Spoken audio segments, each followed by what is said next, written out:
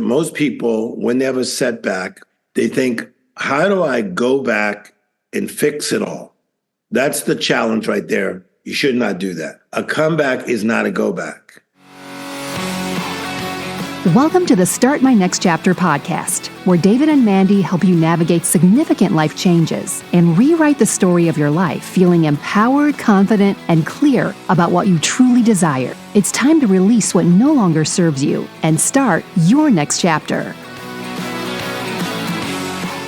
Hey friends, welcome to the very first episode of Start My Next Chapter podcast. Mandy. We did it. Here we go. It's our first episode. Welcome, everyone. As you would say, super fun. Super fun. Super fun. Hey, today's guest for our very first episode, we're honored to have Tim Storey with us. And if you don't know Tim's appeared with Oprah on Super Soul Sunday. He started out as a Christian pastor and preacher who traveled the globe spreading good news. He is now considered the comeback coach. Now, Mandy, I met Tim in 1992, just up the street at what was Southern California College at the time. It's now called Vanguard University. I was a freshman, I believe, and he came to speak in chapel. So at this Christian college, we had chapel 3 days a week, Tuesday, Wednesday, Thursday. You had to go. That sounds thrilling. You got like a few excused absences. Like you actually had to check in, like turn your name in. Oh. So I was friends with the campus pastor at the time, Randy Powell. And he invited a few of us to come meet this guy in his office afterwards. And the guy was Tim Storey. And he was electrifying. I mean, I was 18, 19, and I thought, my God, this guy is electrifying. And so I got a chance to interview him for one of my documentaries not too long ago, several years back. And it's just great to have him on the show. So we talk all about all kinds of things. What did we talk about? It was just such an honor to get to meet him. This was my first experience with him. I've only heard about him through you, and he's just amazing. What an amazing guy. Let's jump into our conversation with Tim Storey. Tim, it's great to have you today. Thanks so much for being with us. We really appreciate it. It's a privilege. Good to see you both. You have been known as a lot of different things to a lot of different people over the years. So in this stage of life, if somebody strikes up a conversation with you and says, who are you? You know, like my guess is you enter a room, you've got a presence. People go, who are you? Like, what do you do? Like, what do you say to them? I say that I'm a humanitarian. So because I'm in a lot of different rooms for different events or supporting some of my friends that are doing things. And I think that's how I started. Hopefully that's how I'll end. And that I love to help human beings. So I am a humanitarian. And would you say every successful person, like there's so many successful people in the world, and every one of them has a long road of ups and downs, right? You've got your highs, you've got your lows. It's a long journey. What could you tell us about your journey and your ups and downs and what your road's been like? Well, I think you're exactly right. So you have like the plan that one sees unfolding in their lives. Some things in life you decide, some things you discover. I have found as I mature that most is on the discovery side. It's not on the decision side. Because like, remember for some people that went to college, that you have to declare a major. You're like only 17 or 18, you're declaring. So it's easy to make those plans. But I think you have the plan, and then a person needs principles. But what they don't usually think about is the problems they're going to hit. So we all go through the problems, the difficulty, the challenges, the struggle, the wrestling. And then hopefully we get to that place of really getting on the pathway that we think is the right thing for us. So in my personal life, I mean, like anybody, I've gone through challenges. I don't think mine are bigger than the next person. I've been fortunate enough to have a great support group since I was a kid. And I think that's been one of the strengths of my life. Tim, one of your notable sayings that I've heard you say many times, I think I might have even heard you say it the first time I heard you speak, which was back in 1992, I saw you at what was then Southern California College, now Vanguard University. I know in previous conversations I've told you we met that day, which I'm sure you remember me as a 19-year-old. I'm sure you remember me. You were tall, you were tall and handsome. I remember perfectly. There you go. There you go. But on that day and many days, you have this catchphrase, your setback is a setup for a comeback. And Yes. a lot of people that are going to be listening to this will either have been in the midst of a setback in their life, right? Whether it's a divorce, loss of a loved one, job transition, geographical move, whatever it might be. And they may feel like they'll never come back. The best days of their life are behind them. What would you say to them? Yeah, I think number one is I don't blame you for thinking that way. Because when we have this imagination on how things should be, it's like me being at Disneyland one day and seeing a lot of miserable people, but yet it says the happiest place on earth. And Walt Disney created it starting in the 1930s, opens it up in 1955, and calls it a magical place. So Disneyland was created for magic, but yet you see a bunch of miserable people walking around many times, not all the time.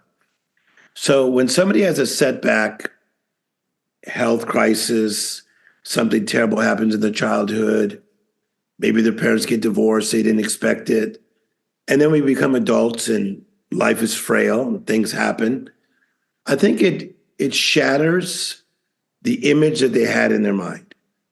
What I find is that most people, when they have a setback, they think, how do I go back and fix it all? That's the challenge right there. You should not do that. A comeback is not a go back. So you don't go back and fix it all and then say, wow, look at it's me again. But I think that quickly I'll take you through this. I think you have to become awake to have a proper comeback. Secondly, you have to take proper inventory. Where am I now? My mindset, my spirit, my job, my career, my family. So awake, inventory. Thirdly is doing what people are doing today. Partner with the right people. Find some people that can be there for you. And Ecclesiastes 4:9 says, pity the person who when they fall, they have no one to help them up. So when you think about so much of the kind of like, I guess I would call it the culture of, let's just say, the motivational speaking world, or even the culture of certain elements of Christianity where it's really high on faith, right? Yeah. It seems like to me so much of that culture, I don't know what I want to say, denies or turns, sticks a head in the sand or turns an eye away from the challenges of life, right? And so how do we have like a positive mindset to go, whether it's in manifesting, to go, hey, I don't want to call in, right? Mm-hmm. These things, I don't want to assume that these negative things are going to be coming into my life. But the reality is, stuff does come into my life, either by my own choosing or just by happenstance. How do you integrate that when you're kind of in a culture that maybe oftentimes wants to deny or avoid those challenging aspects of life? Yeah, that's a great question. And because we're friends, we've had other conversations about this subject. So I think that when I was younger in growing in my Christian faith, there's so many messages and sermons about this life that one can live. And I think that's okay. But as you're saying now, there's a lot of challenges in life and a lot of pain in life that's not many times addressed. we would rather just say like, you're about to get a breakthrough. But like even today, I got a great text from a friend of mine, and his friend died. And the friend died, he's only in his 40s, and the friend does very well, but he died. Then I got a text from a friend of mine whose daughter is in a mental institution. That's not great. Then I got another text from another friend that said, hey, you know our good friend, and then named the person. Unfortunately, she just had an aneurysm in her brain and she is in the ICU. That's not great. Now, why do I get those kind of texts and maybe the people watching me do not? It's because what I do. I work with people for a living. I work with thousands of people. So I get these kinds of texts, emails, DMs on a daily basis. So the more you get these kinds of texts and emails and communication about challenges, you realize life is challenging. And so for me, I think we go through recovery and discovery at the same time. So I no longer look for like this place that I'm going to hit. I'm okay being in recovery and in discovery. And I've been in this mindset for about 20 years and have walked in a lot of peace because of this mindset that I'm in. When you say recovery and discovery, what does that mean? Recovery from our past, recovery from our present, but open to the beautiful things in life that are right now. You know, so, I mean, Eckhart Tolle said some beautiful things about the power of now, which is actually very scriptural because it has to do with take no thought for tomorrow. If God takes care of the birds of the air, how much more will he take care of you? Or in the Buddhist philosophy, which also there's parallels to what we talk about in Christianity of being fully present, fully feeling, and fully alive. So I'm very much in the moment. I have a lot of amazing projects. I run companies. I do fun things, but I'm right here. And it's been for a long time. And Tim, how do you know when you're on the right path? A lot of people ask that a lot. How am I on the right path? Am I on the right path? Always looking for that answer. What would you say? Yeah. I think you need to ask. If I go to a new place, let's say I'm in Maui, and they say the Sacred Falls, I'll ask like 5 people, am I still on the right path? Because it seems like I've been hiking for 90 days. Yeah, keep going up the same path that says this is the path. So I'm not afraid to ask. I think you need to ask. Before I do some projects, I'll say, I've been offered this project. What do you think? But not to everybody. I have like a little inner circle. But I also pay attention to my critics. If I do something and a lot of critics come up against it, I don't push that away. I think there may be some truth in some of these things, even though they're harsh. I'm learning to be very good at coping with criticism. So to answer your question, I think it's good to ask. There can be wisdom in the multitude of counselors.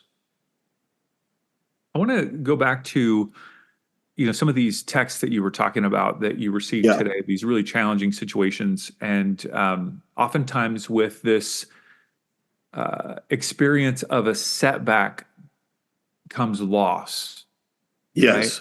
So I mentioned to you in a message, a couple of years ago, I went through a divorce, and that has impacted a massive amount of my life, including my relationship with my kids. And without getting into the details of that, I have found that I experience, and I'm hearing other people experience, a tremendous amount of grief. Mm-hmm.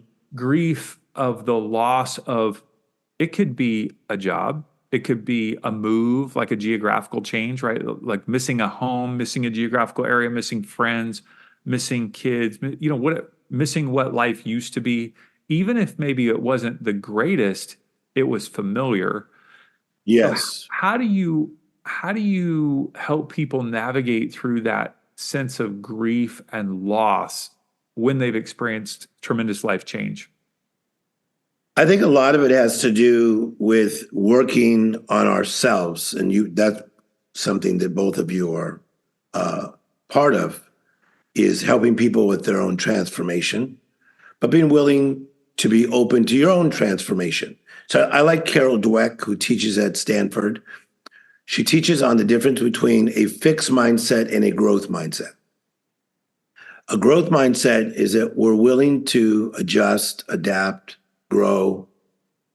Fixed is, Dad, you hurt me. This is where we're at. You got divorced. This is where we're at. That's not how I see life.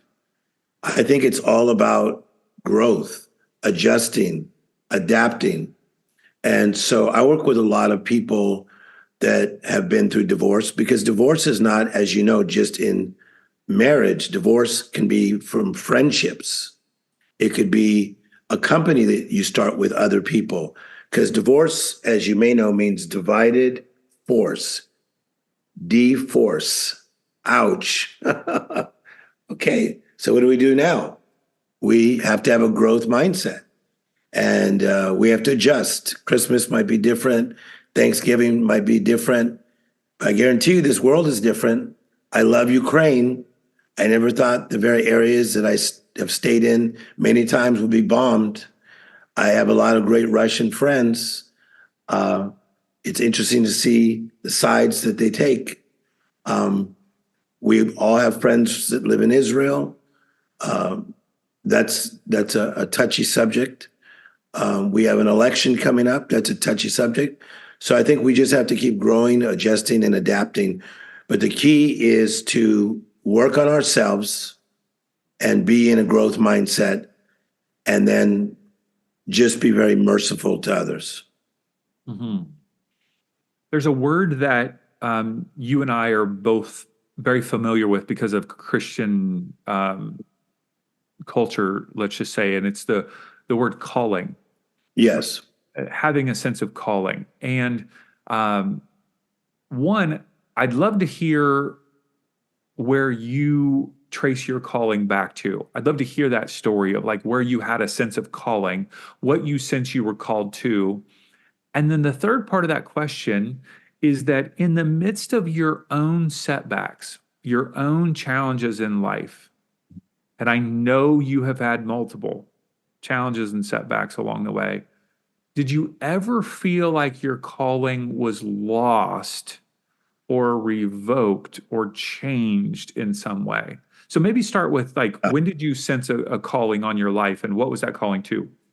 So number one, as you know, the idea of a calling is to be called to something, like an assignment, a destination. It's almost like a parent asking their children to do a chore. Clean your room, take out the trash. That is your calling for the next 2 hours. Okay? So in the Bible, in Ephesians chapter 4, verse 1, it says, walk worthy of the calling you've received. It's a really cool play on words, because it really means step up to the spoken word over your life. Okay? So Oprah Winfrey is my real friend, and she just did a special last night on ABC on weight loss. And she says, Tim, one of my favorite things that we talk about is this idea of the calling. And I say the calling calls you. So the calling calls you, but I don't think it's like just one assignment. I feel called to many assignments. And where I'm at in life is I just want to walk worthy of my calling. Now, so if I fail on my way to my calling, or if I fail in the midst of my calling, I don't see it anywhere near of where I did 20 years ago. To now, I just see it as welcome to life. And for anybody that's challenged by that or has an opinion of it, you know, That's their opinion. That's how they view life. That's how they see life. And I'm totally okay with them. Tim, you've lost your edge. You've lost your edge. You know, I like you challenging me on that. But here's the interesting thing. You know, we have 2.6 million followers alone on Instagram. I'm in 90 airports of the world every 3 hours with me motivating people in 90 airports. So every day, like I get bad news, every day I get good news. People are taking pictures like, dude, you're in the airport. All around the world.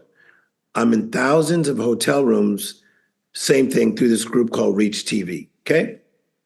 I'm on the Aspire tour, which we're hitting city a month, Aspire, Aspire.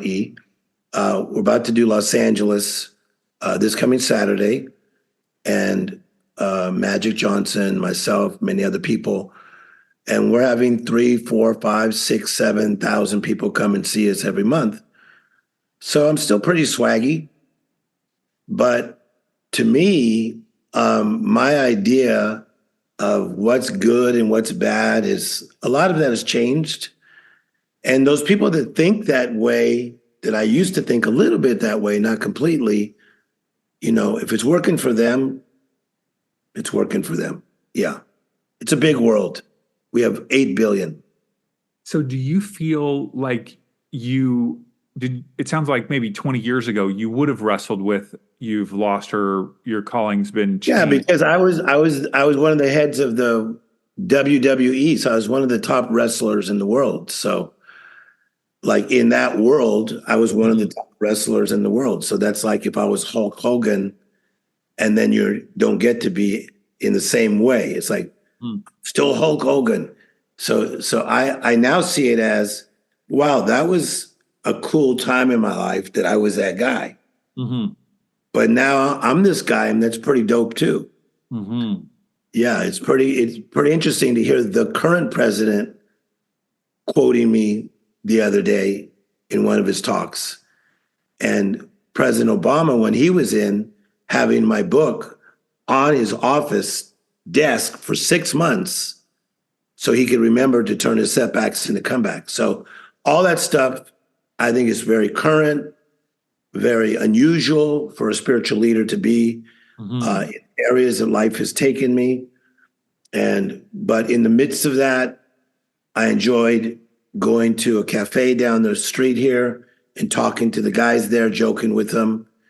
I enjoy helping a lady at the cafe's son who's struggling with addiction, and I call him for free just to call him and check on the kid.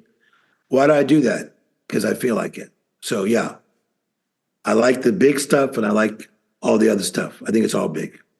What is within you, whether your spirit, your mindset, or whatever it might be, that allows you to navigate in so many different worlds and have influence in both, let's just say, Christian culture, but also, like you mentioned, in like Mind Valley and in political world, like with right, all these, what it gives you the ability to kind of navigate in all those. I think it's worlds. It's a skill set. So all three of us, we have these skill sets. Doesn't have to be singular. And from even a biblical perspective, it says, do you see a person who is skilled at their work, efficient? They will be ushered into great places. So it's interesting that my friend Michael Mina was a chef, but now he owns over 40 restaurants and does quite well.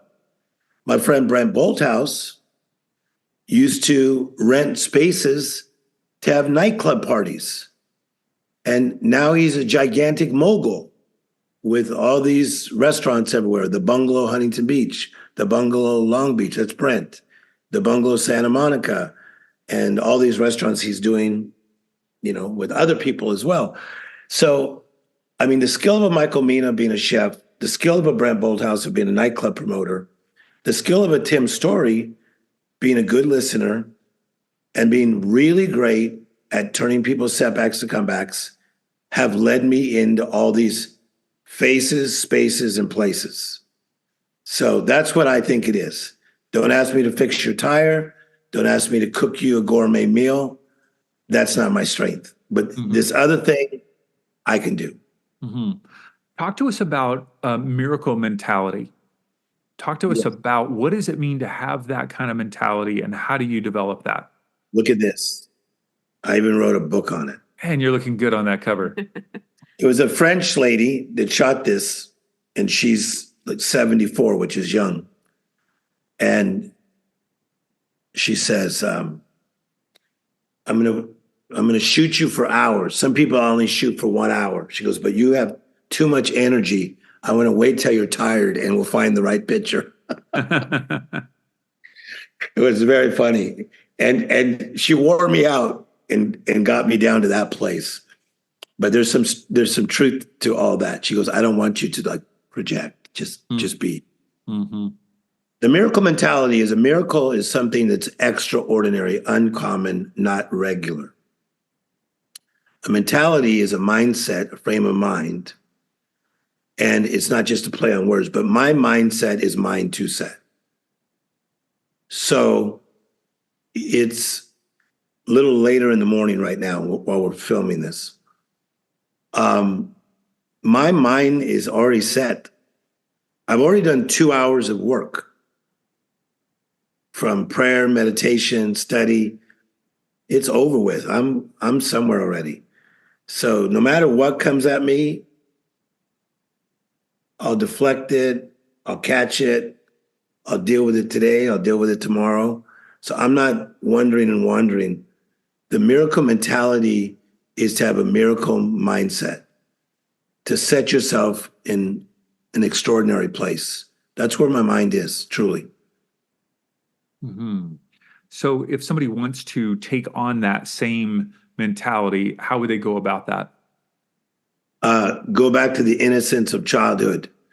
And then, so when I go speak to kids, even in third world countries, I'll say, what do you want to be? It's always something bigger than life. Little kids, they like to play with toys that are grander than themselves.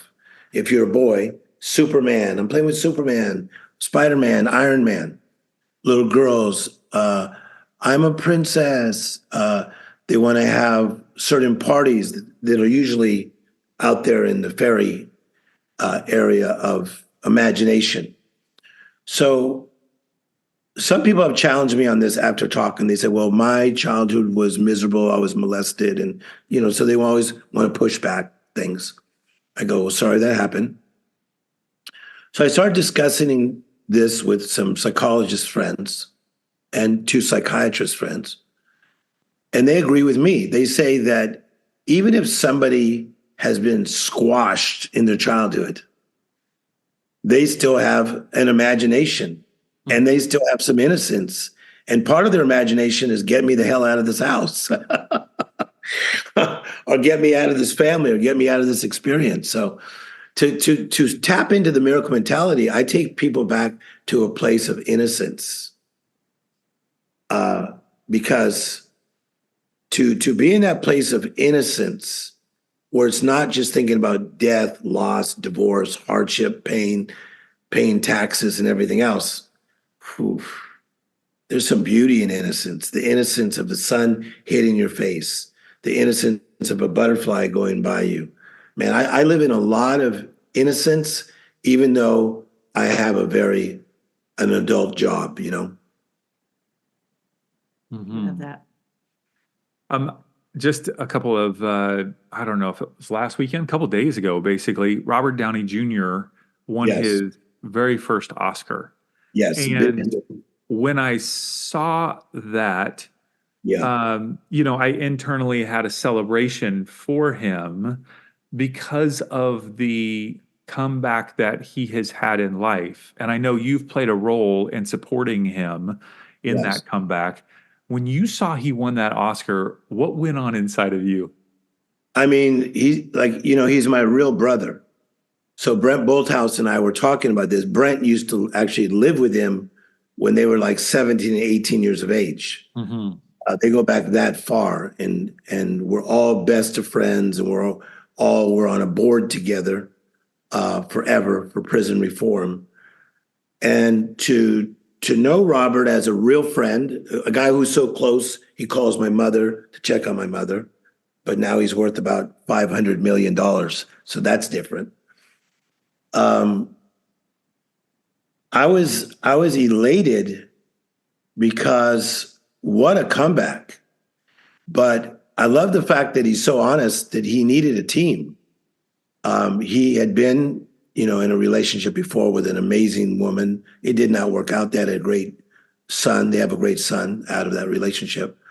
But his wife, Susan, is amazing. She's just a great lady. And his team that he's put around him is amazing. He's really into self-defense. He's really into guidance from a few of us. But no, I was just super, super excited that people acknowledged his brilliance, because he is one of the best of our time by far. I've asked many of the big actors that people would know their name. I say, who's the best? And they always say Robert's in the top 3. Mm-hmm. Amazing. Well, tell us about some things you've got going on in your world. What are you excited about? I know you've got World Shakers for men and women. Yeah. You've got the Aspire Tour right now. So tell us what you're excited about and how people can participate. Okay, so first of all, I'm excited to be talking to you two. Hello. It's a privilege. I'm excited about the role I get to play now at this stage of my life, not this age, because I don't feel like a certain age. At this stage, I've become like this mentor guy, tutor. That's how people look at me. So we developed something called World Shakers for Men. So it's 97 men that I mentor 4 times a month. So it's a membership thing. It's a community of powerful men. And when I say powerful, it doesn't mean they act powerful or they do powerful, but they are powerful. And so now we're doing the same thing with women, and it's called World Shakers for Women. That meets 2 times a month. So it's myself and some amazing women that help me to lead that. And that's going through the 8 areas of your life: your physical, your mental, your spiritual, your job, your career, your love life. And it's beautiful stuff, man. It's beautiful. I love, love, love doing it. And then the Aspire Tour is next level.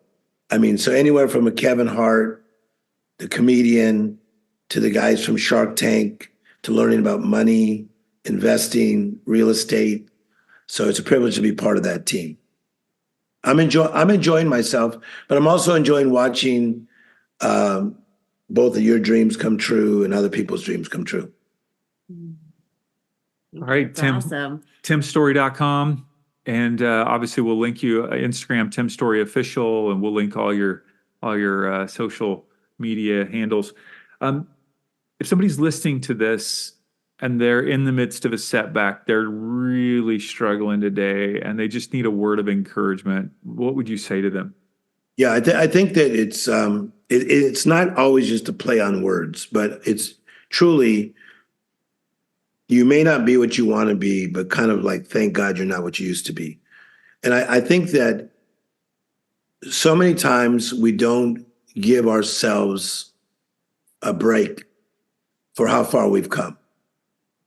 And so life is a journey, and you may be in a difficult situation, but look how far you've come. It's 2024. It's a long way from that Prince song, I'm gonna party like it's 1999. It's 2024. So you've come a long way. Give yourself a break, but you got to put the work in. You got to study. You got to do breath work. You got to grow. You got to reach out to us. You got to put the work in. Otherwise, you'll stay stuck. So I'm a big advocate of putting the work in, but give yourself a break and then look for people like us. Awesome. Thanks so much for your time, Tim. Really appreciate it. Thank you, Tim. We hope you enjoyed the episode today. And if you haven't already, be sure to subscribe to the podcast on your favorite podcast platform and leave a review.